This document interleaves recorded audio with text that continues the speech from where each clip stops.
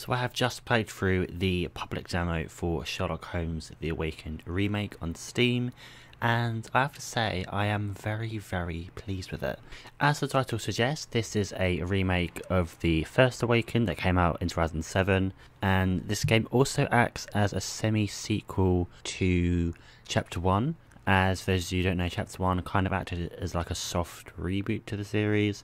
and there are certain points in the demo and the tutorial where Holmes will reference events that happened in Cordona or characters from the first game. Just like with Chapter 1, the voice actors are still Alex Jordan as Sherlock and Will Coburn is voicing John Watson. Will Coburn also voiced the character of John in Chapter 1 as well as Watson in that game as well. The Awakened remake is scheduled for a Q1 2023 release date, and by a previous video released by Frogwares, they said that at either February or March. My guess is on March rather than February, but we also have to bear in mind that they're making the game in Ukraine, and Ukraine is currently going through an invasion by Russia, so they can take as long as they need to release this game, as long as they're safe. That is the main thing. Unlike their previous game, which was Sherlock Holmes Chapter 1, the Awakened remake will not be an open world game. It will instead be a chapter-based one, and according to Frogwares in a recent video, they said that the game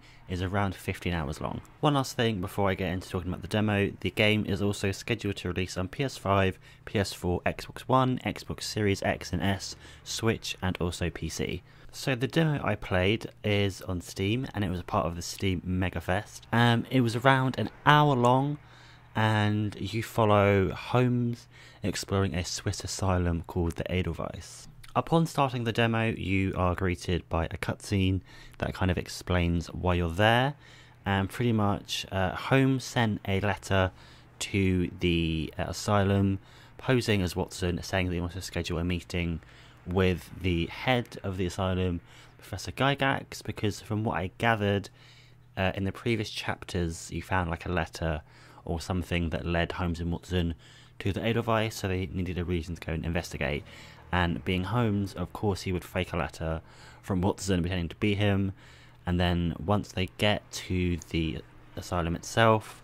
they both have different ways of getting in. Watson goes the more traditional route by going in and saying he has an appointment, because he does, and then Holmes goes in the more Holmesian way by dressing up as an American, and he ends up getting admitted into the asylum, and that's his way in, which is a very Holmesian way to do it. And for the rest of the demo, you will be exploring the cell area as Holmes, trying to gather clues, and while you're there, you will meet some colourful characters, as well, I'll say, and there's also one bit towards the end of the demo that was leaning a little bit towards horror, as if you've played the demo, you know what I mean, but I was not expecting it when I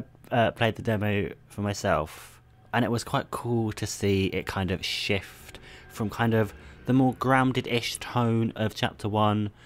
so going to the more kind of horror-y side for The Awakened. So hopefully with the full game, it will lean a lot more into the horror elements. Something else you may have noticed is if you've played the original Awakened, you would realise that Watson was not a part of the asylum portion of the game. That is because in the remake, they are expanding on part of the original game, so they have obviously incorporated Watson into it, and I assume he will be fully playable, as from the trailers we have seen the person playing control Watson, so that is good to know.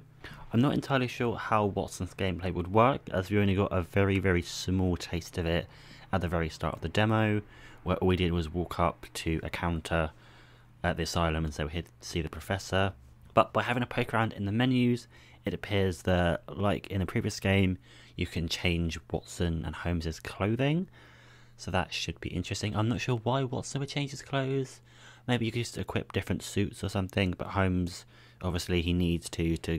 get into places and stuff. But maybe the Watson customization will be more like the John customization from Chapter 1, where you can just equip him with silly outfits and stuff. The gameplay in the Awakened remake is very reminiscent of Chapter 1, which makes sense because they're running on the same engine, but there were a couple of new additions that I wanted to talk about. The first one is that there is a lock-picking minigame which sees you moving different portions of a pin to pick the lock of the cell, and by doing that you have to kind of raise and lower different portions of the pin, so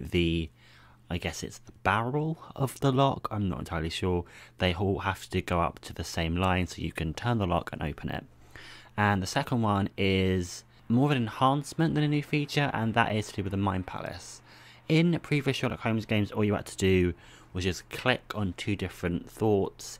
and if they went together, Holmes would do it all for you. But this time, you kind of have to pick multiple different options that goes to a central idea. So the example in the demo was that there was a guard block in your path, and you needed to find a way to get past him. So exploring, you could find sedative, a bit of metal tubing and something else, and then by linking it together you could make a blowpipe that Holmes would use to incapacitate the guard. But my general thoughts on the demo was very, very positive, and I am very much looking forward to see the full game